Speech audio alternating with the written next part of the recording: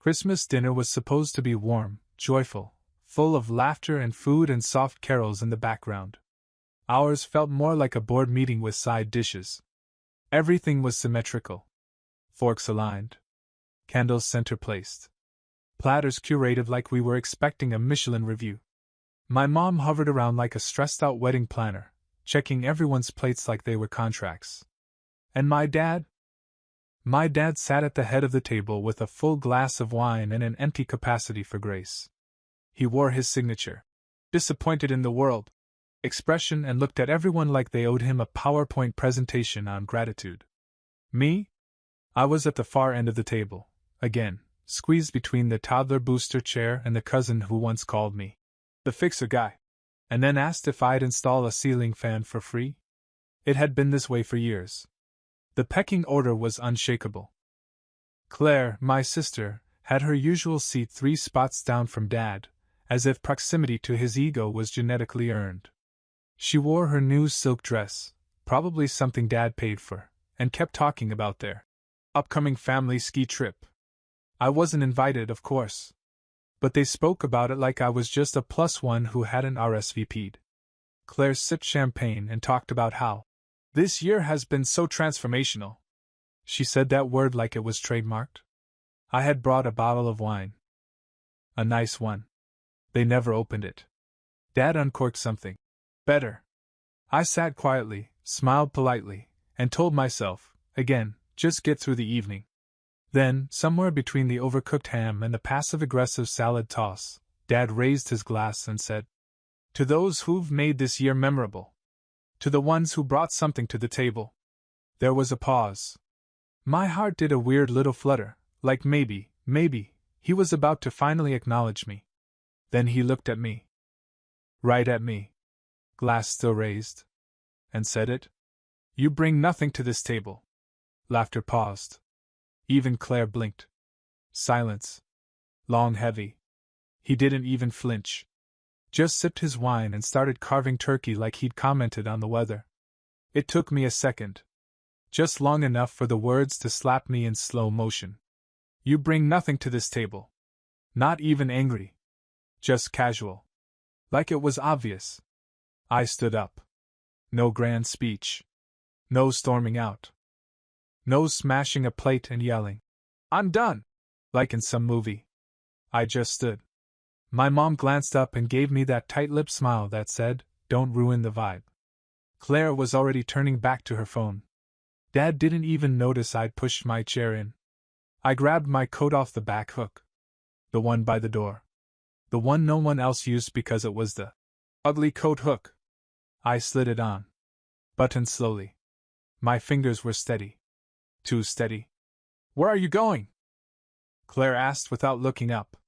"Somewhere my presence isn't optional," I said. And then I left. Not out of rage.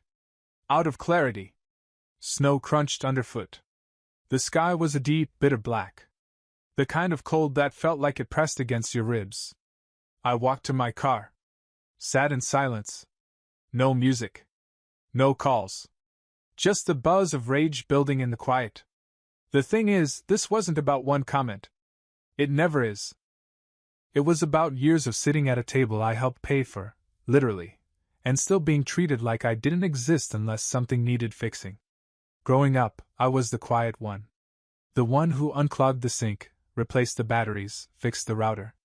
Claire got applause for breathing. I got, "Can you help with the Wi-Fi?" When I started trade school, Dad said, "At least you'll have something to fall back on." When I built my HVAC business, he said, "Just make sure you're not overextending." When I paid off their property taxes one year, without telling them, he said, "That's what family's for." Like I was a subscription service. And now I brought nothing to the table. I sat there in the car until the windows fogged. Then, finally, I took out my phone. Opened the Notes app. Typed one word. Enough. Then I started listing everything I'd done for them. Every dollar, every favor, every call answered at 1 a.m. to fix something, drive someone, cover a bill. It wasn't for drama. It wasn't for revenge. It was for clarity. Because next time, I wouldn't be the one fixing things. The apartment was cold when I got in, not from the weather, just the kind of cold that happens when you walk away from a table where no one asked if you were okay. I tossed my coat over the chair, sat at the edge of the bed, and stared at the floor. The wine bottle I brought to dinner, unopened, sat in my bag like a metaphor. It should have stung. But it didn't. What hurt was that it didn't even surprise me. I used to think if I worked hard enough, kept my head down, showed up when they needed something, eventually, I'd earn a place. I'd be seen. Instead, I became the family's uncredited tech support, ATM, moving crew, and occasionally, the villain, if something didn't go their way. But something shifted in me tonight. Something I can't unshift. So I made tea. Sat at the table, my table, with a yellow notepad and started listing out the things I'd done for them over the past 3 years. $3,400 for Mom's dental bridge. Paid in full. She thanked Claire for emotional support. $2,100 in property taxes when Dad's check got lost in processing. $600 in emergency groceries, during the pandemic, delivered to their door. A full HVAC replacement at Claire's condo. She Instagrammed it with the caption, "Look what Dad did for me." Countless favors. Endless patience. And then there was the card.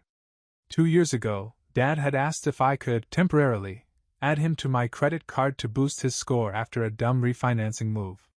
"Just for a few weeks," he said. "Won't even use it." That was 97 weeks ago. Since then? He used it more than I did. Ski equipment. Designer gifts. Golf gear. A winery subscription box I never saw arrive at his house, but Claire posted it monthly like clockwork. He never once acknowledged the charges. No offer to remove himself. No reimbursement. I let it slide. Why? Because I kept thinking, maybe this is how I finally matter. Maybe this is how I buy my seat at the table. Turns out, the only thing I bought was their silence. Until tonight. I opened my laptop.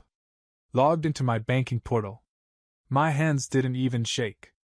I clicked into the credit card dashboard, saw the most recent charge, $312. 49 ski lift passes. Right under that, pending reservation for a luxury chalet. In my name. But booked with his details. Of course. No discussion. No text. Just entitlement, like the card came preloaded with family rights. I clicked. Freeze card. Are you sure you want to freeze this card? Yes. All active users will lose access immediately. Good. Done. Next, I logged into the chalet reservation portal. The one Claire wouldn't shut up about during dinner. "Oh my God, this place is so exclusive," she said, like she personally handcrafted the bedsheets. I pulled up the booking. January 3rd to 7th, luxury ski chalet. Paid for in full. Deposit marked non-refundable unless cancelled within 12 hours. I checked the timestamp. Still within the window. Click. Click. Cancel reservation. Refund requested. Confirmed. A digital receipt hit my inbox seconds later. Like a bow on a gift I finally gave myself. It wasn't about the money. It was never about the money. It was about the principle. The math was simple. They spent my money without respect, and I spent my time waiting for respect that never came. Now, I was done waiting. I closed the laptop, stood up, and turned off the lights. Tomorrow would come with noise, I knew that. The calls. The confusion. The passive aggression disguised as disappointment. But tonight? Tonight was silent. And in that silence, for the first time in years, I felt full. Not of food. Not of bitterness. Just full of clarity. I woke up late the next morning. No alarm, no schedule, no expectations. Just the soft hum of the radiator, the smell of stale peppermint tea, and the faint headache you get from finally sleeping without tension. For a moment I forgot. Then my phone buzzed. And buzzed again. And again. I squinted at the screen. 56 missed calls.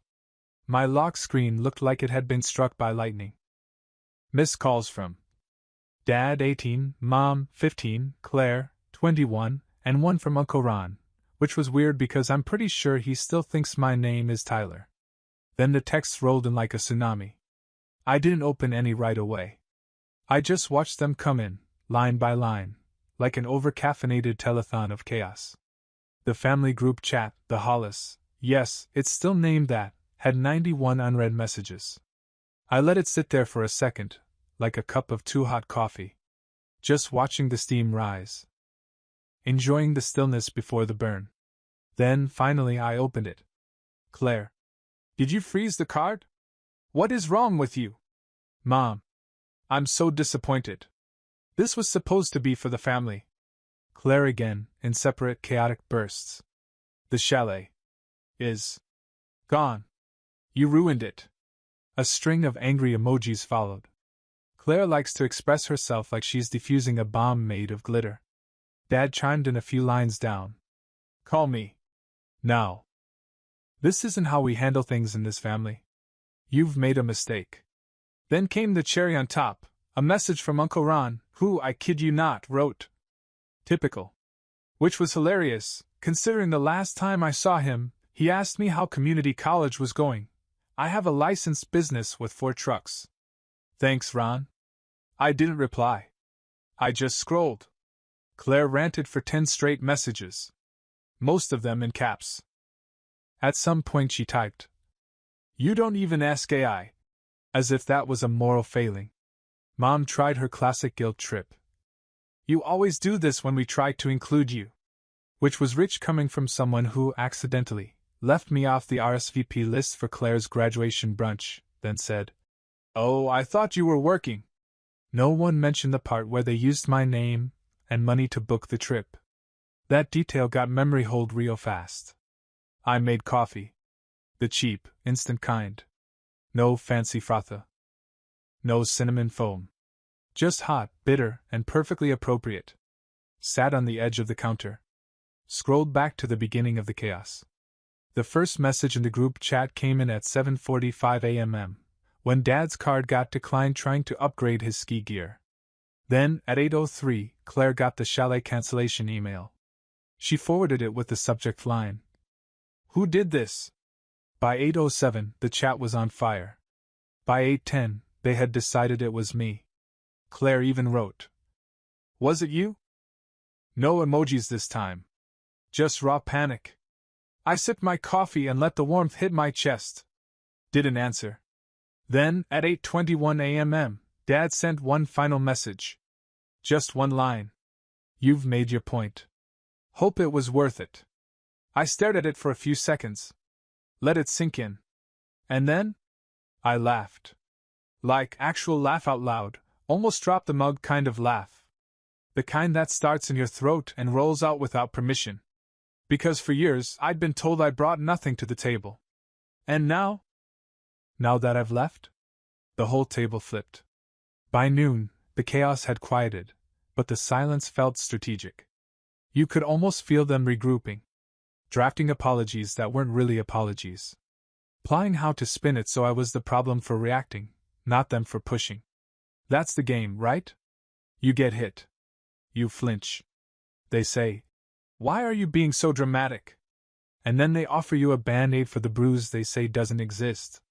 At 12:47 p.m., my phone rang again. Not Dad. Not Claire. Mom. I stared at it. She usually texts.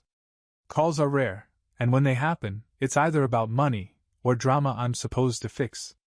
I let it ring twice before answering. "Hello?" I said flatly. She exhaled. "You didn't need to go that far." "No." "Hi." "No." "How are you?" Just that tone. The same one she used when I dropped a glass at age 10. Not anger, just disappointment dipped in condescension. "Didn't I?" I replied. She paused. I could picture her in the kitchen, pacing, clutching the phone like it was a leash. "We didn't think you'd mind," she said. "You never said anything. I shouldn't have to. You're part of this family." "Am I?" Another silence. Then the classic move. "You always make things harder than they need to be."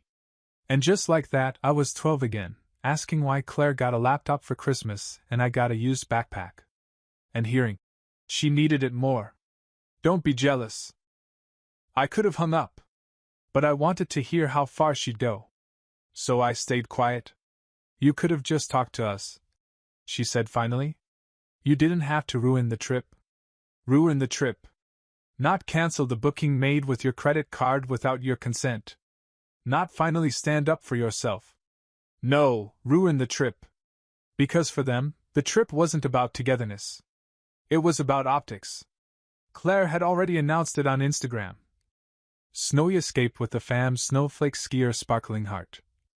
It had likes, comments, hashtags. Now, the photo would have to come down. And that was the real offense. You remember the sweater? I said suddenly. There was a pause. What? The Christmas sweater I gave Dad. 4 years ago. Hand-stitched. Took me a week. Vaguely. I laughed, bitter. I spent every night sewing that thing after work. He wore it once. Claire said it was ugly. 2 days later, it was in the Goodwill box by the garage. She said nothing. He told your neighbors Claire made it. I added. Said she spent hours on it. It was just a sweater. She mumbled. And there it was. Everything, reduced to just a sweater. Just a ski trip. Just a card. Just your feelings. Just your silence. They called it love when Claire gave them something shiny. They called it obligation when I gave them something useful. I ended the call without saying goodbye. Not out of spite, out of preservation. Because I knew what came next. They'd flip the script. They'd say I was cold. Disconnected. Too sensitive. That I'd left them, not the other way around. Sure enough, an hour later Claire posted a photo on Instagram, her and Dad on the couch, last year's holiday photo, with the caption. Some people only show up when there's a gift involved. Wrap gift. Not us. We're about real love. 100 points. I almost laughed. Because in that picture, I was the one behind the camera. Holding the phone. Setting the timer. Taking the shot. Smiling like I belong. At 3:12 p.m. Dad finally called. Not a text. Not a voice memo. A full-blown call. Like he still thought his voice had gravity. I let it ring until it stopped. He didn't leave a voicemail. He called again. Then again. On the third attempt I let it go through, not because I wanted to talk, but because I wanted to hear how he'd spin this. Hello? I said, flat as drywall. There was a pause. So, this is what you do now? No. How are you? No. We didn't know. Just a statement layered with control. This is what I do now, I replied. You could have just talked to us. I did. You just didn't listen. Don't start with the drama. I almost laughed. Dad, you used my card to book a luxury chalet. Without asking. We thought you wouldn't mind. You also said I brought nothing to the table. That was a joke. A joke you made with a carving knife in one hand and a wine glass in the other. Silence. Look, son, you've always been sensitive. Ah. There it was. The pivot from denial to blame, classic Dad. I could feel him shifting in his recliner, probably wearing the same smug look he used when he told me that being a plumber wasn't real ambition. Do you even know how long that card's been active? I asked. He didn't respond. 2 years. You've used it to pay for golf trips, ski gear, and a box subscription Claire kept tagging like it was hers. All in my name. You never said stop. You never asked permission. Another silence. This one longer. We've supported you too. No, I said. You tolerated me. Until I became useful.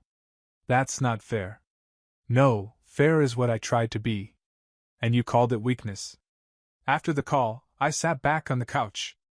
The radiator hissed softly. Outside, a snowplow scraped the street. Inside, my coffee had gone cold. I didn't reheat it. I just opened my notes app. And I started a new list. Not a list of things I did for them. Not a log of receipts or tax payments. Just a personal manifesto. One line at a time. Things I won't do anymore. I won't pay bills I didn't agree to. I won't fix things just to keep the peace. I won't respond to guilt that disguises itself as concern. I won't keep asking to be included by people who mock me when I show up. I won't let family be used as a leash. I won't trade silence for crumbs of approval. I won't answer calls that come only when something's broken. I won't keep trying to earn a place at a table that's been set to exclude me. And then one more underlined. I won't apologize for growing without them. At 6:23 p.m., Claire posted a new photo to her story. It was Dad, sitting on the couch, arms crossed, looking like someone had taken away his TV privileges. Caption: He hasn't said a word since this morning. This is what betrayal looks like. Betrayal. From the same man who called me a burden. From the same sister who used my name to book a vacation. Now I was the villain, because I stopped being a resource. At 7:04, Dad called again. This time, he didn't say hello. You done now? I didn't answer. You had your little tantrum. Now be a man and call the bank. I let that one sit. Then I said calmly, I am being a man. I just stopped funding boys who think they own me. And then I hung up. Didn't flinch. Didn't look back. Just turned off the ringer, stood up, and went back to my toolbox, something that had never lied to me, insulted me, or stolen my money. By the next morning, it wasn't just Mom, Dad, and Claire lighting things up. The whole extended family was now treating the group chat like a courtroom, and I was clearly on trial. Uncle Greg, who once borrowed my truck and returned it with a cracked tail light, opened with, I think it's time everyone acted like adults. Classic move, pretend neutrality while clearly implying I was the problem. Aunt Leanne, who hadn't texted me since 2019, after I didn't donate to her dog's GoFundMe, added, You should have come to us first. Family isn't disposable. Disposable? These people went on a vacation to Hawaii and forgot to invite me, while I was dog-sitting their Pomeranian. Claire, meanwhile, had gone full PR crisis mode. She posted a 4-slide Instagram story with beige backgrounds and a long cursive font, the kind influencers use after getting caught in something shady. This holiday was supposed to be about connection, not conflict. I won't name names, but some people just don't understand how hard Dad works to make us happy. Slide 2.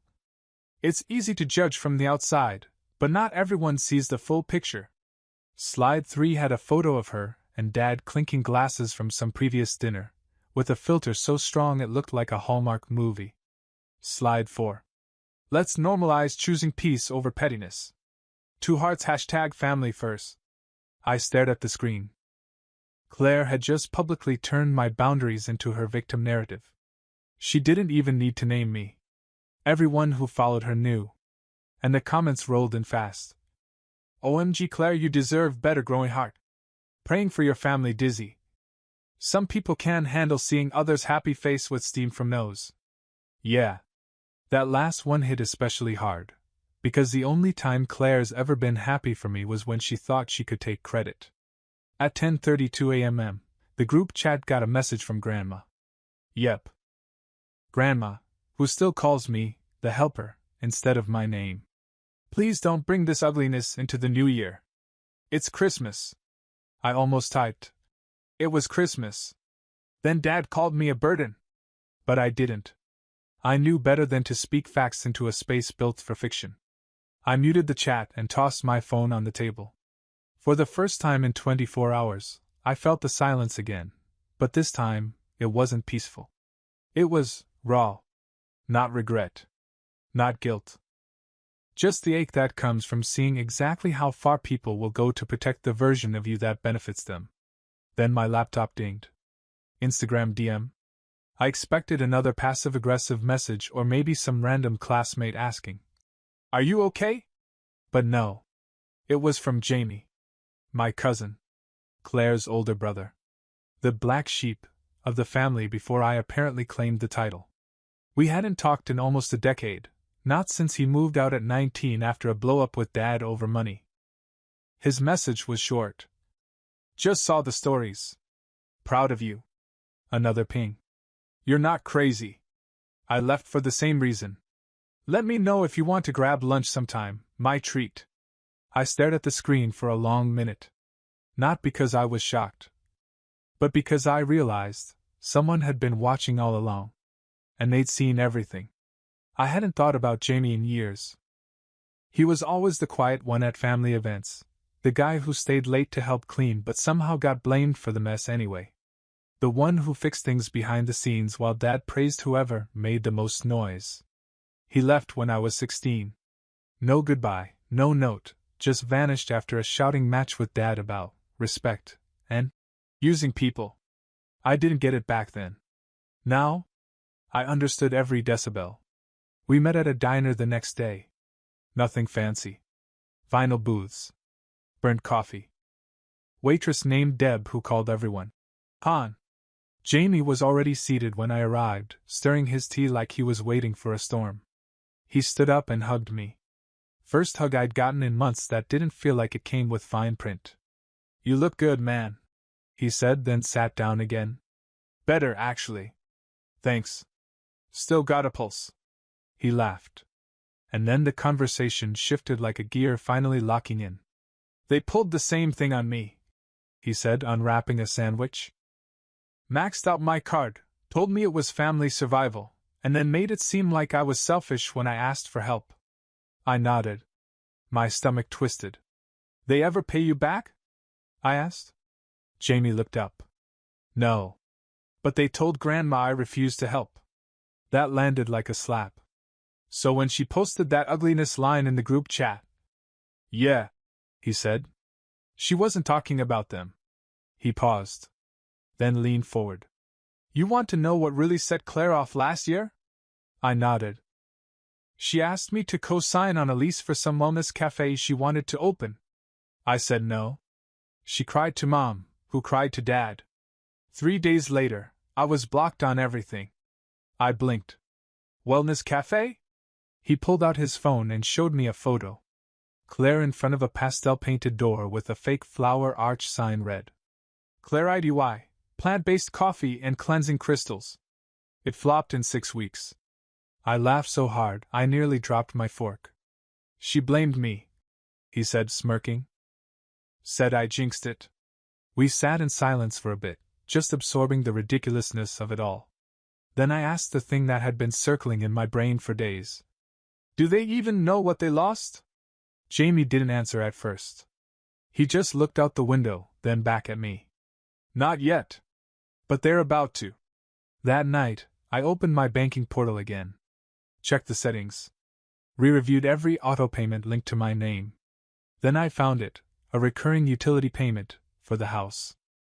I'd started covering it years ago after Mom called crying about a frozen pipe and not enough to cover both heat and food.